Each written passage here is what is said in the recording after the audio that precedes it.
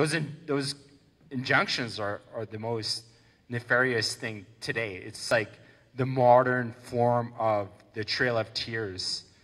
When the Cherokee got their title, they said, now they got their title, so let's see them enforce it. So they just marched them off their territory to Oklahoma. And so they're doing that to us today. So the injunctions are like 10,000 little trails of tears that happen over and over again. And they're inherently based upon economic arguments.